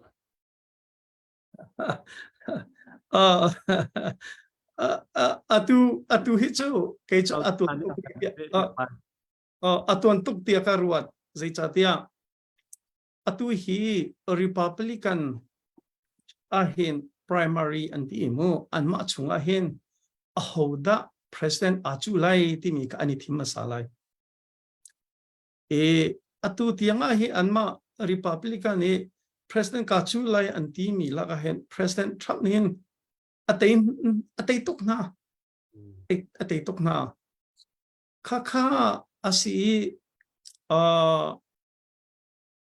upidi thiam mi chu kan silo e kan theilo nga ye ke chu chim dik jong cha tuan tok re he ban tok ni hen president ava ichu nak ding tiang kha chu ava nur swan lai mo ti cha karwat e ama belte atu ban tok ge ta za choi nak ne hi impact acha thil pa hi kho pakha chu atha jang athon ter chineng mang kho zai cha tia a hi chu president ichu la se ten kati cha si politics si amazon ati chu cha chen ama I adir kam ta tak tu na ama base cha na khan tha jang kha si chineng mang lai an lung athong chineng mang lai an dat ning kha afak chineng mang lai chu pakhat kam khat le khowe mi cho ta chon na ga tu documents pol kha akalpi ti ban ta tu to za choi ani tim mi pol kha won ro atika khan acha khan ne chon zia hi pa hi he ban tok tiang nge national security kong cho asang big ni si chumo US policy ya business he kan ti mi aniam tok cho kan hum him na kong kha pakhat na ka sitika khan khaban tok tiang he akalpi mi hi cho mai hi president win si chancellor zeitlugan da vaya kan hangam kha dik mo nulen hak chia cha zonga hin US ne ral tam tuk angi chungo tu he kan thei ko cho akasi khaban to ge arwat mi na ze kan ti lai hi pa cho business cha chan thaga ngai ko sinain ram I hum him na ding ka taka hin chen national security ding cha hin chen zeda lo lai ti mi zong kha ke upadi ve thei lo zong ma na khan US จะมีเดียที่ทัดตุกจังนี้ข้ามันได้ข้อมูลก็อันมุขนับเบียก็ลักก็ business จะbusiness จะจะทองก็สนับสนุนหุ่มหิมนักนับวันที่ติกาขันนี่พุ่นตำเดียวนี่จนทรัมป์นี่เห็น president ตัวนเสร็จแล้วก็รำจงให้เห็นต้องไล่แล้วที่บรรทุกโมอัฟกานิสถานปากีสถานมาสิขาล้วนจะมีที่จังมีขาข้าบรรทุกกาดอกนักเตปอนนะพอตัวยูเครนเตปอนหาจงอาศัยเห็น president ทรัมป์นี่ตัวนเสร็จแล้วฮีที่เหลือจังไล่แล้วทีนไปอันรวดชินเจอมาเฮเซกันนะกุมลี president อัตวันก็เจอกุมลี president อัตวันชงโกรมเคเซเรเวนด็อกเตอร์เวนี่คลำสันสันเฮอันนี้ตอนหัวขันจนโกรมคุยกันแต่ที่จะที่มันที่ก็เลยกุมลีอัตวันชงโกรมเฮเปตันใจได้ตัวข้าโรฮิงญาของฮานะgenocide อันเสียที่ข้าอธิเราจะตัวไบเดนอธิลิมหัวตัวอเมริกามั่งมาคัสิอันนี้เจ้า president ทำจะบิชิมจะเทียมตัวเวเจ้าจนรัลกับบิชิมมันก็เทียมฝนเจ้ากันนี่รัลกับอุกนักทั้งมีกันจ้าจะบิชิมที่กันนี่เสียงไงเจ้ามาคัสิเสร็จแล้วที่มีจุดนักฮัลมีจะสิกตัวเชื่อว่าท้าเราไปดร.โรดิงอันนี้เล็กก็เสร็จแล้วที่ก็สิโรดิงอาจงนี่มันนี่เล็กก็เสร็จไปตัวจะตัวเดียวส่วนละไบเดนน่าให้ president ลิงทันละมาลิงทันไล่เราที่มีเหตุ next predict กันตัวตัวเจ้าตัวเขาผู้เจ้าตัวมองชิมมีค่ะกันหาตาแบบก็โอเคเสร็จจุดที่เสียจนตอนนี้ลาฟุงคัดอันกันสักเปียกไหลไม่พี่อันกันง่ายตัวสินะตัวจะกับวันชิมมาสัตดูมีเจออันมาให้กันเป็นในลิสต์พอลให้ก็ชิมริน่าเราหน้าเต็นตัวตันเจอ pastor Paul กองดอกนักเตะ question ประคัดกระทบตาอะไรก็ทีมาแต่จะวันหักตาล้อสิละล้อนสักdenganกันวันซ้อม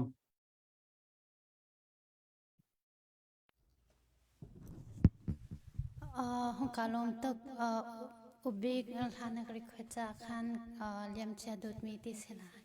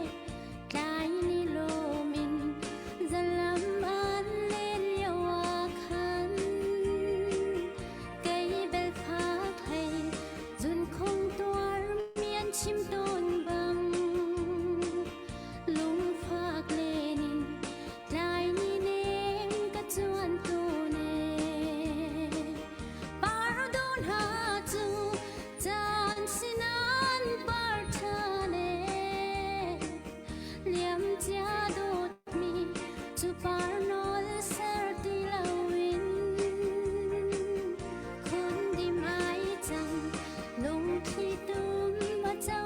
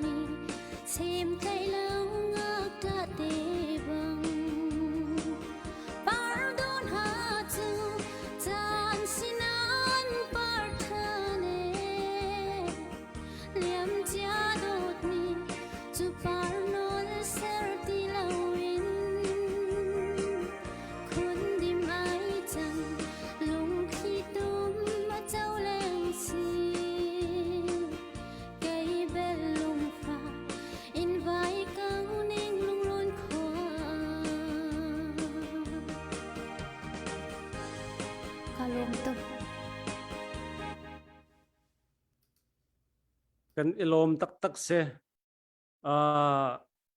zan zong atlai chang e nang kan ban chuat tak kho ko sana ten nang kan chuat tak deuh hlan vak te a hi ka hin pu zo tum hung zong sia doctor roding a zong sia hi ka hin kan far nu hlon hlon ni la sak mi ha voi khat nak long nan thei nak zong sak khomen hitluk o tha le onim oning no he zai tin da nan feel ti mi comment wang kan pek piak ta to ti mi kha pu zo tum hung kan van som ma sata lon atu na tha kha a honi da asa kha bil sung siro ka di bil sung ni kan asam hasa yo khoi ka da asa kha Singapore puro thong ni wa atu amia kan ma asa ro ka ti ma khuya kan simasilo sak khomen osti ha zong a sak si no okay mo bil sung o he ga long ngai chu se no okay bil sung o he long ngai bil sung chu a chan lewa chun ki lung len tha khi asa kho mi se ma vial chi se ko se hi ka han doctor roding a zong ne voi khat nak na thei nak sak ma chu hlana na thei bal mo o he zai tluk in da athat si hit luk klasak thiam he tu long ka ngai mi he ka tlai deuh ka te mirang holin sweet voice kan tilai chemo o te a thum ngai anom ngai chon ke a hlasak mi a fiang ngai ama ni mo he rei kan tilai hla ke sak so ume a hla chung ilu ti thin lung ngai he sak mi khian kan fanu ron te chu ma bantuk thin lung ngai a hla chunga khan lu ti kati asak mi kha call holin so atet win mo bantukin chon ngai anuam na o te fiang ngai na o tha tu very sweet voice he pathian ni give tha ngai an pe an lung oi pi chon pathian ni mal som chin se thla chwa pek chin se kalom tha tu zan cho panelist zong nan tuan pa jack zong nan tuan pa Dr. Roding he musician as it music se best yes ama a comment ka ki asa so sila ani musician as he se ngalo na tu zan long sen na hai na sakhi ka ngai pa leng mang zia bil sung pe a chok than ko hi ka ti cho se tha ke zong i bantuk hla ka ngai pa lang mang na te in hiti hin concert te pola hin hla kan ngai a hin achunga kan lut te music he oi kan thai ti ka khan atui deu en kan thai kan feel deu he bantuk online hin chen look in hin ka feel kho thang lo hla he na tin he ka han hlon hla asak mi cho ka feel tak ka se nunga tlangwal hrim ni chen atu an feel tuklan feeling tukla thasak mi he ka han doctor roding a chim mi kha se a o thum ani pina hla asak mi he alung thin tak te in asak pa chu ma han athin lung tak ten hin hla he asak ti mi khe ka mu e a o he tha lom pi ngai mai le ya kan mi phun cha san thlai then hem na salai chon itluk o tha he chu mai le zonga kan som lam ko la hla sa tu po le kan ana deu na e kan som ngam deu na lo e cái channel là hình chân sa po le ka som thang na lo na te nai man pa ko sia chen mai le zonga kan van som pa lang mang te lai ti mi kha van chim chia kan du le atlai pa chang e tu he hlon nang kan chua tak du sia chen kan chua tak ko chang lo ka hen kan pa le tu he pan hi rong sang te ka van hal ta na lai okay chu ti sin ka van hal chon ha lai pastor kong kan van hal ha lai tu tan cho pastor te zong he ka hal na evangelist kong zong ka hal na le an hu ning ten chim ko le nan ma zong an sia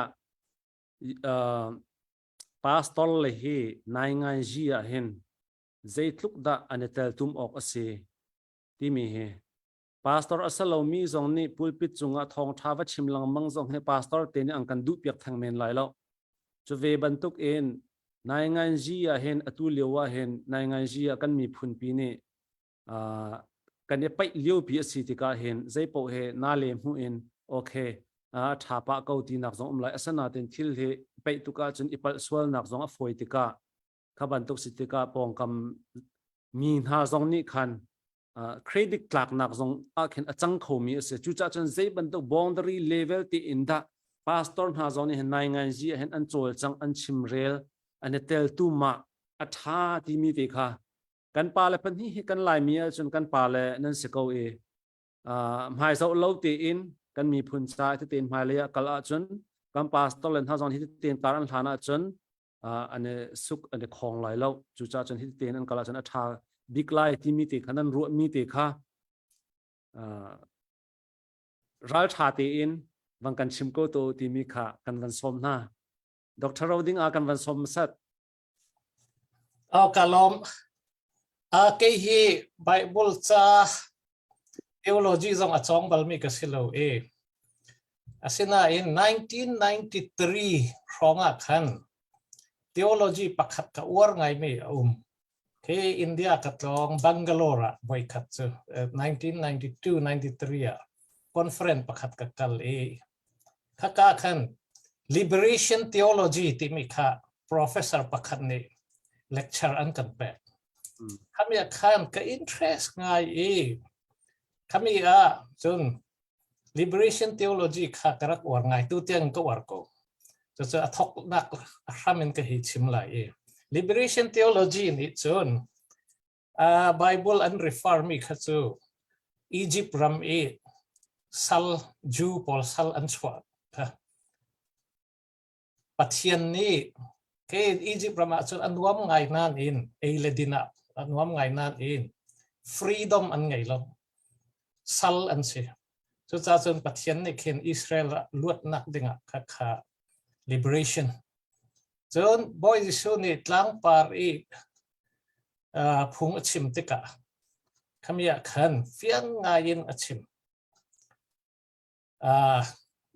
taksa kan tilai chu mo tharau long asilo leitu ni atap mi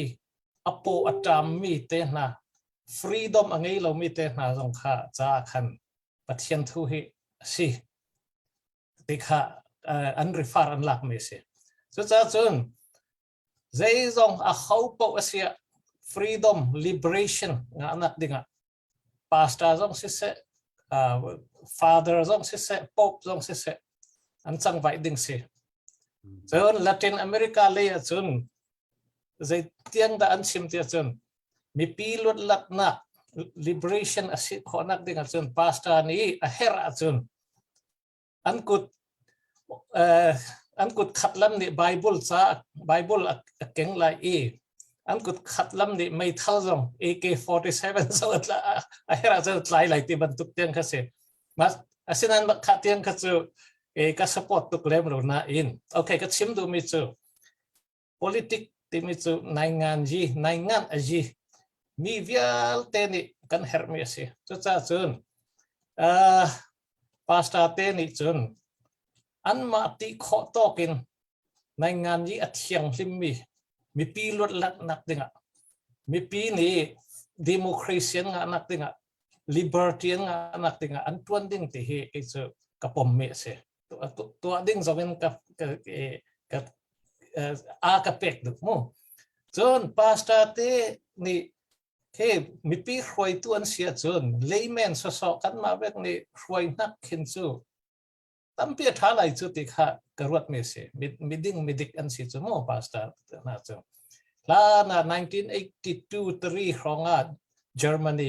khalewa chun West German ase Germany ramni an pong hlana khalewi an president kha pastor si chu Richard von Weizsäcker kha pastor kha an thim khalewa khan Zayda pasta hi German president kan siya tika kaka athabik siyente. Kaya chun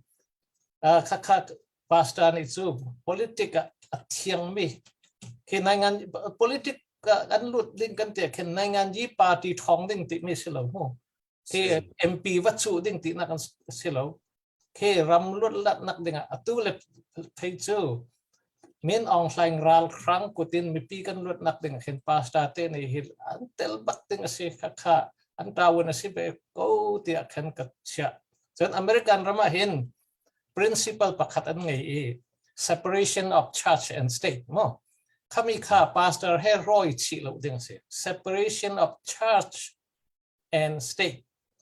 separations of pastor and state silo mo chu cha chen church biak nak ni khen nanganji party pakhat Methodist church nanganji party pakhat ke an camping pi lai church movement nanganji lut khan kham me se chu cha chen zai zong se kan chin mi pastor ten ha chu tu liawa hin tha chamu kan chin mi lut nak deng tha chamu chon mi pi sina kan ral kapol mi pi ral kapol an thong nak tenga nan church member pol sina khan asu pek dinga for fialu chemu te kha ka request do me se talom tha se pu zo tum hung zong nam hu ning na ru ning ban chim dinga kam ban som ve atu kor ral kap upnak ni hin kan ma political system te mi federal le democracy kong long he akan thok mi selo biak nak zalon nak umlo minority religion si mi kan ma khrifa hi akan shem atu akan shem hi azwal deu mi khasiko ma khasi novon ka hal cha won chim go ning lo kum thong hi lewa khen Baptist World Alliance ti mi valei chung Baptist hi ton pum nak hi Melbourne kho Australian tua anma Baptist World Alliance ni an kasom Coral Cup ni krifa an kan shem le religious freedom biak na i zalon na umlo na kong kakachim chelewa chen atu Nancy pa Dr. Chungyan hu ki korama arakai ve kachim leo zangzu umbe si nihin ni ahin biak nak zalon nak umlo hiral kap uk nak tang hin biak nak zalon nak nak ding cha chen federal ram kan si hau democracy ram kan si hau chu cha chen atu leo labang he chu kan ni nai te na ka halmi documentation kan to hi pastor da ko an tha cho biakin da ko an khang cho biakin chung na da ko an du an riak cho ma kha luat nak ding cha khan chan khrifa buni kan to lawa ahoni da atwan lai pastor te ni atwan lawa ahoni da atwan lai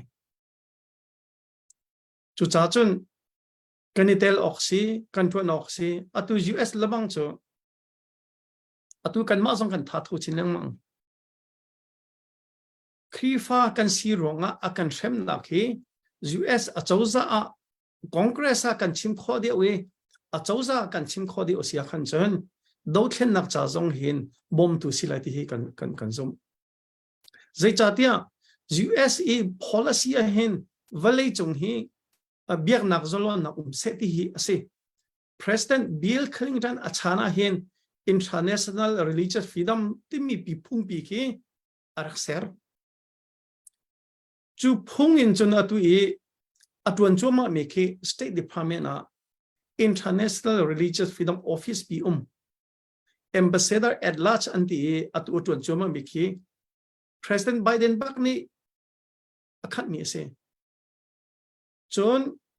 cholawa chun federal pi ni adi ri chu US usurp kanti atoi na ke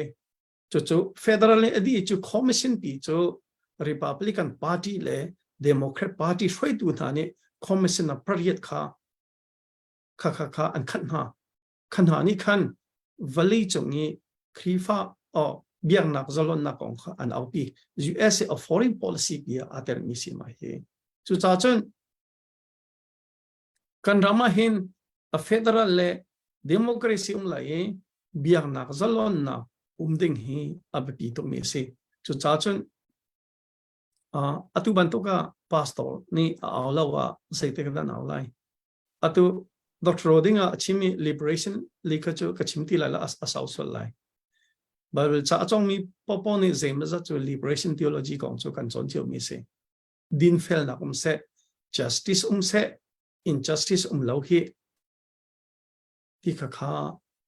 valei chunga hin rem dai na hi se biak nak zolon nak se ti kha si atu mi online achana za bun zual tok changi kan ni lebang ni chun biakin akhang min hai war crimes ase krifa bun ha shem nai atu than tlanga krifa bu ke biakin ke kulen hi chamo pakhat tel lo tang chu to ke kol khach akhang di chang chu olive pepti chat pakhat tel lo tang than tlang minung thong tha reng lo an sam chang atu pu albik len nang than tlang no si chu nen in zong khang kha Kavial teka crimes against humanity si maka kha atu kan mani batak te kan aupi mi pakhacho se chu cha chun ka tha thong ngai ka thai kho to ka CBC USA sia CBNA sia kanu zaumi le sia tu chu an tang ngai cheu na he thla chamnak zonga kan maliti kho nak lam chuin trending city he karo mi se kan elom chuti sia chon adong nak bika mepi le in behal na pakhat te ume o adang zong hal na len na ko na te in ma pakhat behal na kha tuan deu ten rak hal piak to ati mi si cha khan ka ban hal piak lai e a hal mi chu atu liu hi kan Dothlennak pi chu akal chu ma asana ten kam khat le ya lai mi hi chu online in khan atu le tu kha kan chimpeng kan aw khuang peng fan kan kol te khan ase fan kan kol ti ka thatnem nak kam pi chuak ve asana te in fan kan kol nak i tlang kan aw nak a khan kan dir hun kha palik pol ni koral ka pol ni kha information lak na kan rak phan ve ti ka hi bantuken kan thi lo na kan hun man thei nak se ti bantuk zong kha si ti ka hin kan pa le pani dir hun in hi kong he pe tlai in zaitin te da kan thut dira athang ha kan chimrela athang ha mai lei kan ram Dothlennak adi hlan lo tianga tlang aw chu wa hauri ko lai le fan kan her ronga zaitin te da kan thut dira atha bik ha timi te kha nam pani in ruanak he ka han an rakhal min ha chunga zapi ruanak nang kan pek dinga kan ban som na e Dr. Roding ani khan mang kan chimpiak masat ko la kalom si khat le ral rin chu hau lai nui u to hlan ji kan thok at thok kalam ka chim ban to kin NUG zong si se CNF CNA CDF zong si se PDF zong fan call in fan me pi ne call mi ral do kho mi kan si chumo NUGP NUG zong si se ramdang achau za ni bom nak pakhat man kan nga lo achau za pi ni chu cha chun fan chu kan call ok ase kan call cha fan tam pi pek mi a cheu khat chu ka khorwa har lai tlang khotte in som thum rong ni khin dollar tong ting in an pek kho mi khe mang bang za se luat nak kan du nak mi pi du dot nak kan ngai nak kha alang chu cha chun ma bantuk i pek nak i tha thau kho nak dinga mi pi ni si yung kho dik nak dinga thin a cheu khat chu tarin chu kan pek chu hau ve chu mo ma ka hin pai poi ral rang hi ka kan kham lai chu cha chun donation an pek an how ti bantuk khat chu a her ve ko chun khat le ya tarin ti mi zong khe tarin lung chung ji lawa chun kan ma li la kha kol holin dalan kan chok kho ve chu mo khat lam khan rồi kan tilai kan du tuk cha khen khami fan kan koli khami break kho lowin khat bantuk kan kho ko chu cha chun atlang kom na ki ka chim du mi chu fan chu kol ding ase a her mi chu phuang ding ase information at era information technology channa kan chang mo phit kho se lo asina in a phuang tu le atu ni khen tompal ma tiang hi chu ka chim atha lai ma tiang chu tha lai lu ti bantuk kha chu kan thei a haw lai te kha ka chim du me se a cheu khan ni chu kol lama jong khi tampin ko bunaga te kan thei lai chu kha bantuk interview atu nak kha aral ring lo cha an sakhan an ka kho nak city bantuk mu kha chu clear cut chu har lai asina tari thanga ye kan kal chu haw lai au chu au pending ase ko ti khan kalet du kalom se tha kan elom pu zau tum hung zong nangma na ru aning la idea ru nak nang kan pek du ning Dr. Roding ani achimi ka rom ko alok tha cha sila au cha hau sine irarin zong cha hau we se ama achimi ka rom ko se si chun adong na ka nan mani tu zan kan bi ru na kong happy line the conclusion her de chim hanan du mi sia chun van pe cho ko lo okay mapa upadeu nang mani nangma van chim sa ko okay hika na kasom kalom ngai religious and political voice ti mi hi kan ma chin bi ni chun forum hi kan ngai haw cha pu albik lian hi na to mi hi ka zau quality zong angai chun bia halmi te na ngai mi zong he quality asang ngai chu cha chun nakasoma chun ka tha tho ngai ka mana chun mo chu se ka chim du mi chu hi mi na to mi channel hrim hi kan mi pi cha kan her mi se fan kol nak te adang dang zong khe thak tu ko asina in mi pi sina zai kan tila sharing mo information sharing chon piak nak na to peng ko mi hi atha ngai kan mi pi cha tangkai big mi pakhat na si ti kha ka chim du chu zai tik si zong kan mana chun kan tel pi ko lai chun kan ma cái ma ni zong ma hi kan ta wen si ti khat ka chim du mi si chun pakhat lom te dong na ka chun cái hi ka hol he aroi si di mi zo hol he falam hol he ha kha hol he aroi si di kol hol he ka roi chi chu cha angai na ka thiam u lo ti kha mi angai tu mi pi sina ka chim du ka lo kan thei thiam tu ko kan lom zia ma chu Dr. Roding achimi ka rom ka ti ri hau ko ro lai se ve hol kong ti da lo khan chen mo ve atu ban to ken tu zan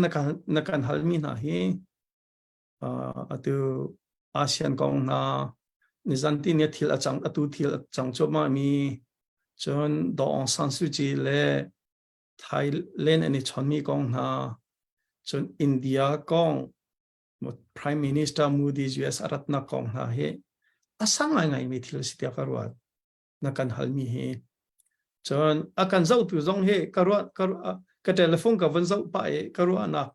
lengen tam theo sa angai tu han tam ma he ka tha tho ngai Dr. Roding le ke hi chen kan hal bo hen a policy le deu he kan chim te ka hen angai mi hi an tam ha mo ti na ka he rot chel ke chu kan ma kha kan ro na sang ke ti bia kha si lo in de chu cha chen azau tu atu le bang che he kan ni he le kha tling deng chang nan chong tampi kan lom ke cha ka chim ton ko alam ki pi do hau kan male kan zon chiu in do hau alam ki pi kan do lai kan ni bom na lai kan do ti lai kol zong he asia ho pop asia atu liu chan he cho lungrua ten kan tang tin ha lai oh man perfect kan lo kan lam teng di lo kan chambao da chau lai I thei thiam na u se e kan ral hi me ong lai si me ong lai za u se lo tang ti u si atu ta na kan tei lo was har chang lai atu ta na kan tei shim ko lai kan tei shim ko lai e kan ma le zone cheu kha tha jang chou se lo chen alam ke be do hi zom se tha jing kip tu le zonga ASEAN kong atu kha ve US Secretary of State zong cha vakal Russia zong ha te line ti kha kong zong kha kan hal than line na kan ti sia khan chun ke chu iman chia ka se ve ko ti khachim ko du e tampi ga lo se tu zana he ka hen panelist ang kan tuan piak tu kampala panhi chunga kan elom tu lio valai chunga achang cho ma mi thong nang kan thei tar cha khan kan elom chon ang kan ngai tu mi pi nan chung zonga kai lome he ka hen religious and political voice tha jang rak pe tu nan chunga kai lom ti kha ban chim ka du e klompal te pakhat ban ten ta ka du mi chu he ka hen atu puzau tum hu ne kan mi chu policy le si ronga avanti mi ban tuk te khan atu le chen practical in thil achang cho ma mi kan lai tlanga mit hun achang cho ma mi tu kha ma tu kha kan van focus deu e fan jong kan tho deu mi kha se I hi ka han bia ka ban ten ka du mi chu nan thin lunga omma chun kan thin lung jong a ok ase tia karu mi hi ka han kem hi atuwa hi ka hen kan chim ban tuk in khan Mizoram ma batak ten UNHCR ti bantuk UNICEF ti bantuk rian tuan dinga khan alam phun kipin kan chin mi phun thong som li nak bob nak ding cha khan rian atuan cho ma mi se adang dang zonga atuan kan mi phun cha baka atuan mi se le kai ma zong ni pumpak in arian tuan nak a office cha arian tuan nak ti bantuk he voi ni voi thum cho kai ma pumpak zong khan donation zong katua kabom la ka chim du mi chu lai mi ni atu I practical in achang cho ma mi long kha cho abom ok kha kana fiang ngai ko la atu bantuk in achung lei deu in